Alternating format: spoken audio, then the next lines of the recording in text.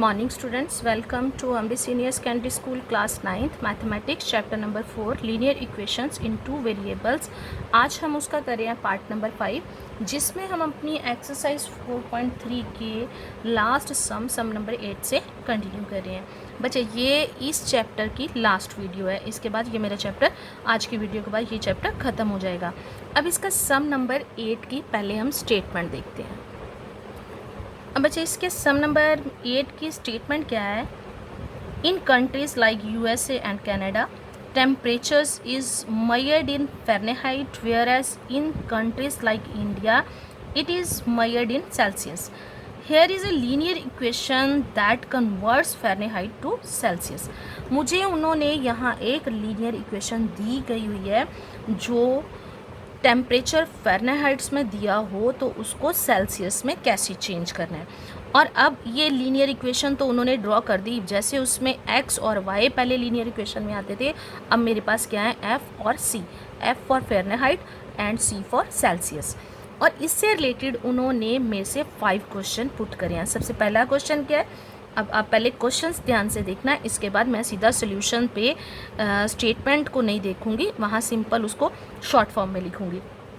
जैसे first question क्या बोला गया है, draw the graph of the linear equation above using Celsius on x axis, कि हमने इसका ग्राफ ड्रॉ करना है, जो सेल्सियस है उसको एक्स एक्सिस पे लेना है एंड जो फ़ारेनहाइट है उसे हमने वाई एक्सिस पे लेना है। नेक्स्ट पहला तो हो गया कि हमने इसका ग्राफ ड्रॉ करना है, तो ग्राफ हम कैसे ड्रॉ करेंगे, 3 वैल्यूज़ जो है सेल्सियस की लेंगे तो उसका कॉरेस्पॉन्डिंग अपने आप जो है वो 3 वैल्यूज़ जो है वो फ़ारेनहाइट में आ जाएंगी।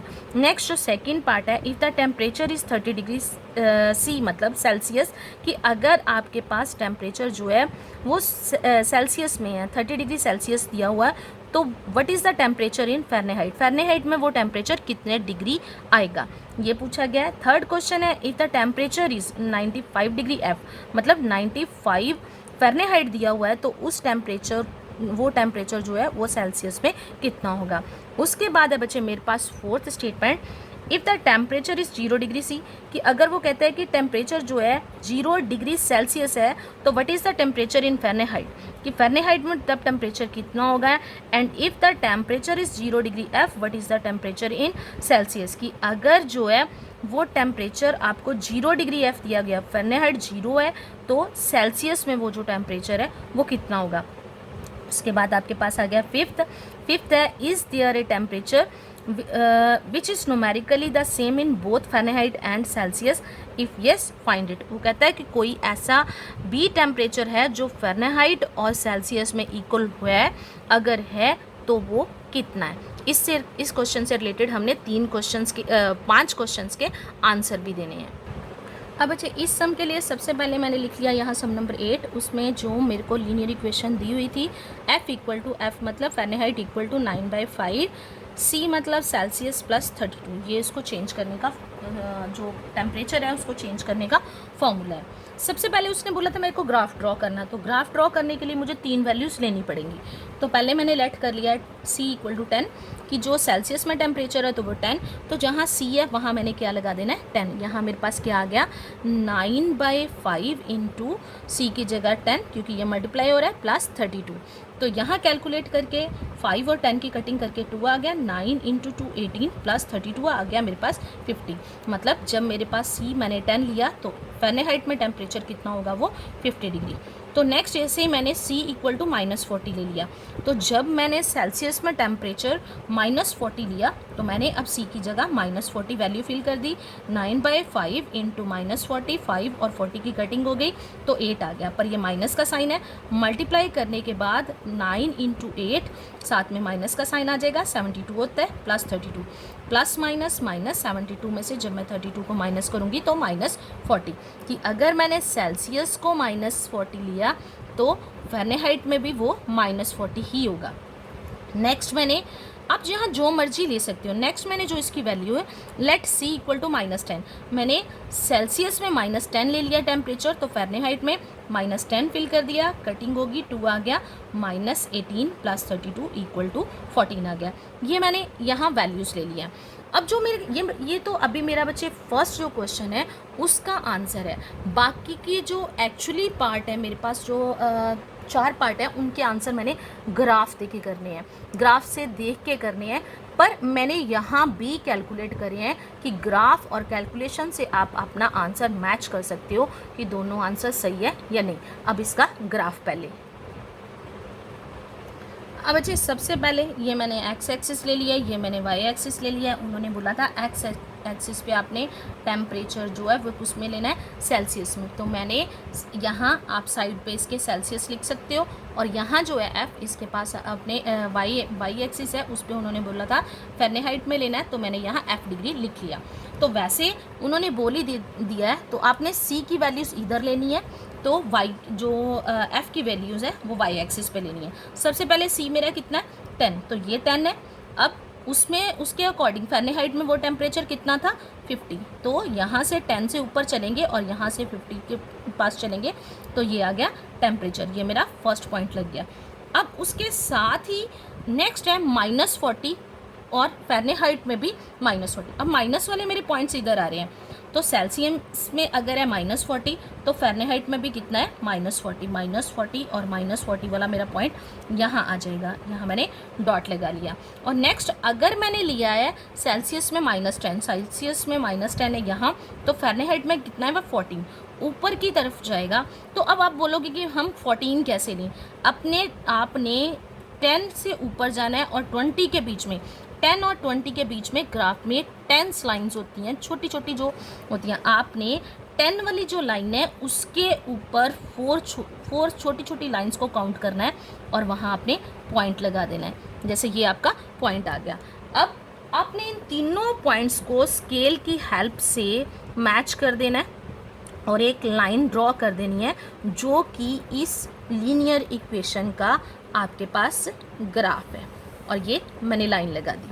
अब इसके बाद बच्चे उन्होंने हमसे कुछ क्वेश्चन पूछे हुए हैं और जिनके क्वेश्चन जो है वो उनके जो आंसर है मैंने इस ग्राफ से देनी है। सबसे पहला क्वेश्चन मेरे पास क्या था, साथ में मैं इधर में आपको क्वेश्चन भी दिखा देती हूँ। जब वो कहता है कि टेम्परेचर 30 डिग्री सी है, कि जब सेकंड क्वेश्चन में उन्होंने बोला कि जब जो टेम्परेचर है वो 30 डिग्री सी होगा, सेल्सियस में होगा, तो फ़ारेनहाइट में वो टेम्परेचर कितना आएगा। अब मैंने एक्चुअली इसका जो आंसर है मैंने ग्राफ से देना है, तो मेरे को क्या बोला गया है कि सेल्सियस में 30, तो मैं फिर से ग्राफ को ले आती हूँ। सेल्सियस में 30 ये है मेरे पास। अच्छा, इस एरो के साइन का मतलब होता है कि आप इस लाइन को जितना मर्जी आगे लेके जा सकते हो। और मेरे को ज़रूरत पड़ने वाली है कि मेरे को थोड़ी बड़ी लाइन चाहिए, तो मैं इस लाइन को पहले ही बढ़ा लेती हूँ ताकि मैं अपना आंसर दे सकूँ। अब सेल्सियस 30 डिग्री उसने सेल्सियस बोला था, तो 30 डिग्री ग्राफ में मेरे पास सेल्सियस वाली लाइन ये है, तो मैंने ये देखना है कि जो सेल्सियस वाली लाइन है वो ग्राफ वाली लाइन को कहाँ पर काटती है। तो मैं इससे एक सीधी स्ट्रेट लाइन, ये लाइन बिल्कुल स्ट्रेट उसके ऊपर ही जाएगी, तो ये यहाँ आ रही है मेरी, तो मैंने यहाँ से एक लाइन ड्रॉ कर दी। अब फ़ारेनहाइट में अगर आपको टेम्परेचर बताना है तो आप जहाँ ये लाइन मैच करी है उस लाइन से वाई एक्सिस पर एक परपेंडिकुलर खींचो और उसको मैच कर दो। ये मान लो कि आपका F1 पॉइंट है, तो यहाँ से अगर आप काउंट करोगे तो ये है आपका 80 और अगला पॉइंट है 90। 80 के बाद मेरी ये बीच की जो लाइन है ये 6th लाइन पे मेरा परपेंडिकुलर बना है। तो इसका मतलब कि अगर सेल्सियस में टेम्परेचर 30 है तो फ़ारेनहाइट में टेम्परेचर कितना होगा 86 डिग्री। ऐसे ही इसकी कैलकुलेशन को भी एक बार चेक कर लेते हैं कि वाकई ये मेरा जो आंसर है वो सही है। तो मैंने यहाँ लिख लिया व्हेन टेम्परेचर 30 डिग्री सी है, तो फ़ारेनहाइट में जहाँ मेरे पास सी था उस फॉर्मूले में, तो मैंने वहाँ क्या लगा लिया 13, कटिंग होगी 6 आ गया, 9 × 6 कितना होता है 54 प्लस ये 32 है, दोनों को प्लस करा तो 86 डिग्री फ़ारेनहाइट। मतलब मैंने आंसर जो है वो ग्राफ के हिसाब से देना है। सिर्फ मैं वेरिफिकेशन के लिए आपको यहाँ सम सॉल्व करके बता रही हूँ ताकि आपको कोई कन्फ्यूज़न ना रहे कि दोनों तरफ से हमारा जो आंसर है वो सही है। आप खुद से ही मैच कर सकते हो कि आपने आंसर सही निकाला या नहीं। अब नेक्स्ट क्वेश्चन क्या है, वो तब उन्होंने बोला है कि अगर अब एफ़ है, अगर टेम्परेचर फ़ारेनहाइट में है 95 डिग्री है मेरे पास, तो वो कहता है टेम्परेचर सेल्सियस में कितना होगा। मैंने जब इसकी कैलकुलेशन करी तो मैंने एफ जी की जगह 95 लगा दिया, और जब इसको कैलकुलेट करा तो मेरे पास सारी कैलकुलेशन के बाद, जैसे मैंने 32 को पहले दूसरी साइड ले गई हूँ, वो माइनस का हो गया, तो 9/5 इंटू सी, तो दूसरी साइड जो जाके है 9/5 जो उल्टा हो जाएगा, और 5/9 कटिंग करके आपके पास सेल्सियस में वो जो टेम्परेचर है वो कितना आ जाएगा, 35 डिग्री। अब हम अपना ग्राफ पे भी चेक करते हैं कि 35 डिग्री आ रहा है या नहीं आ रहा। अब 95 बोला था, अब 95 वाली जो लाइन है हमने वो देखना है कि वो कहाँ कट रही है। अब यहाँ मेरे से एक पॉइंट जो है वो कम लगा है, 90, ये यहाँ से 95, ये 100 है, 100 और 90 के बीच में एक और छोटी सी डार्क लाइन होती है जो क्या होती है, 95 की। अब मैं इस 95 वाली लाइन से इस साइड को परपेंडिकुलर खींचूंगी, ये लाइन मेरे को थोड़ी और लंबी करनी पड़ेगी। आप पहले से ही उस लाइन को थोड़ा लंबी खींचना, और ये मैंने यहाँ से इस साइड को परपेंडिकुलर खींचा, और इसको मैं नीचे अगर मैच कर दूंगी तो ये मेरा यहाँ आके मैच हो रहा है, जो कि लगभग मेरे हिसाब से 35, हाँ जी बच्चे, ये 35 डिग्री पे, क्योंकि ये 30 है, ये 40 है, और 30 और 40 के बीच में ये 35 है जो इसका सेंटर है। तो अब वही मैंने कैलकुलेशन करी थी कि 35 डिग्री सी। अब नेक्स्ट क्वेश्चन उन्होंने पूछा है कि अगर हम सेल्सियस में जो टेम्परेचर है उसको 0 डिग्री मेरे पास सेल्सियस में टेम्परेचर होगा तो वो फ़ारेनहाइट में कितना होगा। अब यहाँ तो आपको सीधा ही इसकी कैलकुलेशन पता होनी चाहिए कि जैसे अगर मैं सी की जगह जैसे यहाँ 0 भर दूँगी, 9 × 5 ये 0 के साथ मल्टीप्लाई हो जाएगा 0, तो प्लस 32 है तो ये 32 ही होगा। और ऐसे ही अगर मैं यहाँ से अपने ग्राफ को देखूँ तो मुझे उन्होंने सेल्सियस में टेम्परेचर 0 बोला था, तो ये सेल्सियस वाली लाइन है, 0 टेम्परेचर यहाँ है, तो यहाँ से अगर मैंने फ़ारेनहाइट वाला आंसर लेना है तो मेरी ये वाई एक्सिस वाली लाइन को इस लाइन पे काट रहा है, जहाँ की मेरा टेम्परेचर फ़ारेनहाइट में अगर सेल्सियस में 0 तो फ़ारेनहाइट में कितना आ गया, 32 डिग्री। ऐसे ही बच्चे एक मेरे पास एक चीज़ उन्होंने और बोली है, वो कहते हैं कि अगर फ़ारेनहाइट में टेम्परेचर जो है वो 0 है तो सेल्सियस में कितना होगा। अब मैंने f की जगह कैलकुलेशन में मैंने f की जगह 0 लगा दिया है, तो इस सारे को कैलकुलेट करने के बाद मेरा क्या आ गया है, -7.8 फ़ारेनहाइट। तो अगर मैं सेल्सियस लूँ, यहाँ ग्राफ पे आ जाती हूँ, तो सेल्सियस में ये लाइन 0 है। अब मैंने ये देखना है कि ये वाली जो x वाली लाइन है वो इस ग्राफ को कहाँ काट के जा रही है।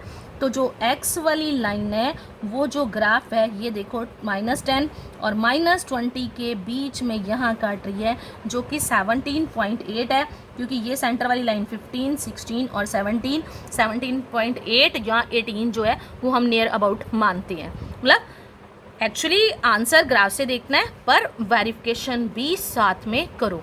और उसका जैसे लास्ट पार्ट है वो कहता है उसकी कौन सी वैल्यू है जिसके लिए दोनों टेम्परेचर फ़ारेनहाइट में और सेल्सियस में जो टेम्परेचर है वो इक्वल हैं। तो अभी हमने एक चीज़ करी थी, अभी एक वैल्यू भी जब मैंने ग्राफ में लगाई तो अगर मैंने -40 लिया था, यहाँ देखो अगर मैंने टेम्परेचर सेल्सियस में -40 लिया था तो मेरा टेम्परेचर फ़ारेनहाइट, ये F वाली लाइन है, ये C वाली, ये सेल्सियस में शो कर रहा है और ये फ़ारेनहाइट में शो कर रहा है। दोनों लाइंस किस पे मैच करी हैं, -40 और -40 पे। ये क्या है मेरा आंसर। नेक्स्ट बचे एक्सरसाइज 4.4, इसके दो ही सम है। जैसे फर्स्ट सम है, give the geometrical representation of y = 3 as an equation in 1 variable in 2 variable. Geometric जो है रिप्रेजेंटेशन बोली है। ज्योमेट्रिक रिप्रेजेंटेशन का मतलब होता है कि इसको हमने ग्राफ के ऊपर, ज्योमेट्री मतलब ज्योमेट्री का मतलब ही ये होता है, अलजेब्रिक का मतलब होता है बच्चे हमने इक्वेशन शो करना, और ज्योमेट्रिक का मतलब होता है हमें इसे ग्राफ पे शो करना। ठीक है, इन 1 वेरिएबल और इन 2 वेरिएबल। जैसे यहाँ मेरे को जो सम दिया हुआ है y = 3 है, तो गिवन दैट y = 3, तो ये इन वन वेरिएबल, तो इसमें एक ही वेरिएबल है बच्चे, चेक करो, टू वेरिएबल में एक्स वाई दो होने चाहिए और वन वेरिएबल में जब मैं इसकी रिप्रेजेंटेशन करूँगी तो ये मुझे इक्वेशन वन वेरिएबल में दी गई हुई है, जो कि ऐसे की ऐसी ही मैंने ग्राफ के ऊपर दिखा देनी है। और सेकंड, जैसे सेकंड है गिवन y इक्वल टू 3, वो कहता है इस इक्वेशन की आपने ज्योमेट्रिक रिप्रेजेंटेशन करनी है, पर किस फॉर्म में, इन टू वेरिएबल्स में। इन टू वेरिएबल्स में करने के लिए मुझे यहाँ दो x और y जो है वो वेरिएबल शो करने पड़ने हैं। तो मैंने यहाँ क्या लिखा, given y equal to 3 equation in two variables we can return it as, कैसे लिख सकते हैं हम, जब दो वेरिएबल में मेरे को शो करना है तो यहाँ x वाला वेरिएबल, क्योंकि यहाँ y इक्वल टू 3 है तो x वाला वेरिएबल है ही नहीं, ये हमने अपनी 4.1 एक्सरसाइज में करा था। तो अगर नहीं होता तो यहाँ क्या लगा देना है, 0 इंटू एक्स, डॉट का मतलब इंटू मल्टीप्लाई हो रहा है, प्लस y इक्वल टू 3, ये टू वेरिएबल की इक्वेशन मेरे पास शो होगी। तो इसका ज्योमेट्रिक रिप्रेजेंटेशन करने के लिए मुझे इसकी तीन वैल्यूज चाहिए। जैसे मैंने पहले लेट कर लिया x इक्वल टू 0, तो y क्या होगा, तो यहाँ 0, x की जगह 0 प्लस y, तो 0 0 ही होता है, तो अकेला y की वैल्यू क्या आ गई 3। सेकंड, जब मैंने x को 3 लेट करा तो y, अब मैं x की जगह, ये 0 इक्वेशन में है, ये x की जगह पे आ गया 3 प्लस y इक्वल टू 3, 0 और 3 क्या होते हैं 0, और 0 में y प्लस करेंगे तो y आएगा, तो y की वैल्यू फिर भी क्या आ गई 3, मतलब मेन एक्चुअली इक्वेशन मेरे पास वही रह रही है। तो जब मैंने लेट x इक्वल टू -3 कर लिया तो y इक्वल टू, फिर से वहाँ x की जगह पे -3 प्लस y इक्वल टू, तो भी क्या आ जाएगी वैल्यू 3। ये इसकी दो वेरिएबल में बस मैंने रिप्रेजेंटेशन करनी है, तो पहले मेरे को इस इक्वेशन को टू वेरिएबल की लीनियर इक्वेशन में शो करना पड़ा, फिर वहाँ से उसकी वैल्यूज़ लेनी पड़ी। तो अगर मैंने इस चीज़ को ग्राफ पे देना है तो सबसे पहले इसके दो ग्राफ बनेंगे। अब जैसे मैं यहाँ बच्चे, मैं पहले ले रही हूँ फर्स्ट इक्वेशन का ग्राफ ले रही हूँ, तो यहाँ मेरे पास क्या है, मैंने ये फर्स्ट का मैंने यहाँ लिख लिया, इन वन वेरिएबल में जब मैंने ग्राफ को शो करना है तो उसके लिए y इक्वल टू 3, तो मैंने क्या करना है, सिर्फ ये लाइंस लगा के, ये फर्स्ट पार्ट का आंसर है, ये ध्यान रखना, इसमें एक सम का एक ग्राफ बनेगा। तो वहाँ y क्या है 3, मतलब x तो कुछ है ही नहीं, तो x एक्सिस ये है, ये y एक्सिस है, x और y यहाँ 0 होते हैं, x की वैल्यू यहाँ 0 है, तो y कहाँ जाएगा, मैंने y वाली लाइन के ऊपर जहाँ y की वैल्यू 3 है वहाँ कर देना है। और ये मैंने इस इक्वेशन y इक्वल टू 3 जो मुझे इक्वेशन दी गई थी उसकी मैंने ज्योमेट्रिक रिप्रेजेंटेशन इस ग्राफ से कर दी है। अब ऐसे ही जो मेरा सेकंड पार्ट है, अब मैंने उसकी भी ज्योमेट्रिक रिप्रेजेंटेशन करनी है। अब वैल्यूज़ मेरे पास जो हैं वो क्या है, जो मैंने वैल्यूज़ ली हुई हैं बच्चे, यहाँ हम पहले वैल्यूज़ को अपनी को शो कर लेते हैं ताकि हमें ग्राफ पे लगाने में ईजी हो। अब मैंने बच्चे यहाँ ये वाली वैल्यूज़ ले ली हैं। अब मैंने फिर से यहाँ एक ग्राफ ड्रॉ कर लिया है, तो मैंने ये x एक्सिस ले लिया है, y एक्सिस ले लिया, मैंने पॉइंट लगा लिए, यहाँ नंबर लगा लिया। अब मेरा x जब 0 है तो x यहाँ 0 है, तो y इक्वल टू 3 है, तो मैंने ये पॉइंट यहाँ पहले से ही लगा के रख लिया है। अब जब मेरा x 3 था तो y भी कितना था 3, ये मेरा x 3 है तो y कितना है 3, तो ये पॉइंट यहाँ आ जाएगा। जब मेरा x था -3 तो x -3 इधर आ जाएगा और y क्या है 3, और हर बार देखो मेरी y की वैल्यू जो है वो सेम आ रही है। अब इसकी रिप्रेजेंटेशन जो मुझे करनी है, अब मैंने क्या करना है, ये 3 पॉइंट लगाने के बाद मैंने इन तीनों पॉइंट्स को एक लाइन की हेल्प से मिला देना है, तो वो मेरी रिप्रेजेंटेशन हो जाएगी।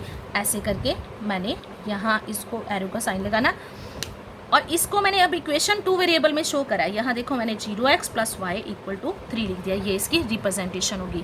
इसके साथ ही बच्चे ऐसा ही जो है वो मेरे पास इसका सम नंबर सेकंड है, जिसकी मैं सिर्फ वैल्यूज़ आपको निकाल के दूंगी, आपने उसको ग्राफ के ऊपर अपने आप उसके दो ग्राफ जो हैं वन वेरिएबल में और टू वेरिएबल में वो अपने आप ड्रॉ करनी है। और ऐसे ही जैसे फर्स्ट और सेकेंड बनाया आपने वैसे ही बनाना है। और ये मेरे पास सेकंड सम है, give the geometric representation of, यहाँ इक्वेशन दे दी 2x plus 9 equal to 0 as an equation 1 in one variable और सेकंड में इन टू वेरिएबल। सेम पिछले सम जैसी जो है वो सम है, वन वेरिएबल और टू वेरिएबल में, वहाँ y इक्वल टू 3 दिया था, यहाँ इक्वेशन मेरे को ये दे दी। अब मैंने इसको कैसे लिखना है, ये पहली वाली तो है ही वन वेरिएबल में, यहाँ एक ही है वेरिएबल x है, वो 2x प्लस 9 इक्वल टू 0, उसमें सीधा y की वैल्यू इक्वल टू 3। अब मैंने x की यहाँ से वैल्यू निकालनी। The representation of 2x plus 9 equal to 0 on graph क्या करेंगे, 2x इक्वल टू -9 हो गया, तो x इक्वल टू -9, ये 2 मल्टीप्लाई हो रहा है, इस साइड आके डिवाइड, तो इसको कैलकुलेट करेंगे तो माइनस का साइन तो आएगा, अगर इसको डेसिमल में चेंज करेंगे तो 4.5। अब आप बोलोगे कि मैम 4.5 को हम ग्राफ के ऊपर कैसे लगाएंगे, तो अभी मैंने जैसे आपको पीछे बताया था, जैसे 17 आ रहा था, आप यहाँ जो ग्राफ लोगे ना तो उसमें 1 2 3 करके नंबर लोगे, और 1 और 2 के बीच में जो बाकी लाइन्स है वो पॉइंटों में आएगी। जैसे मैं 10 से ले रही थी 10 ले रही थी 20 ले रही थी, 10 से 20 का मतलब 11 12, अगर मैं 1 से 2 लूँगी तो 1 के बीच में जो 10 लाइन है 1.1 1.2 1.3 ऐसे आ जाएगा। मतलब आपने नंबर 4 और 5 के बीच में जो छोटी लाइन्स 5 है उनको लेना है, ऐसे करोगे आप। और नेक्स्ट है इन 2 वेरिएबल में, अब यहाँ y वाला वेरिएबल नहीं है तो ऐसे ही 2x plus 0y equal to 9 equal to 0, और इसमें मेरे को 3 वैल्यूज़ निकालनी पड़नी है क्योंकि ये 2 वेरिएबल वाली में 3 वैल्यूज़ निकलेंगी। तो उसमें सबसे पहले मैंने क्या करा, पुट पहले y इक्वल टू 0 कर दिया, तो x की वैल्यू वही आएगी हर बार -4.5। फिर जब मैंने पुट y इक्वल टू -2 करा है तो उसको कैलकुलेट, क्योंकि यहाँ 0 और y है तो मल्टीप्लाई करने के बाद ये हर बार 0 ही हो जाएगा, तो वैल्यूज़ फिर से वही -4.5। अगर मैं प्लस का 2 लेती हूँ तो भी मेरे पास -4.5 ही आएगा। सिर्फ बच्चे आज का जो आपका होमवर्क है ना, सिर्फ आपने ये जो सेकंड सम के हैं इसके मैंने आपको वैल्यूज़ निकाल दी हैं, सिर्फ ग्राफ के ऊपर आपने अपने आप लगाना है, और ये आपका होमवर्क है। और जो मैंने वीडियो में सारे सम करवाए हैं, जो कम सम करवाए हैं वो आपने अपनी फेयर कॉपीज़ पे करना है, और इसके साथ ये आज का आपका जो 4th चैप्टर है वो ख़त्म हो जाएगा।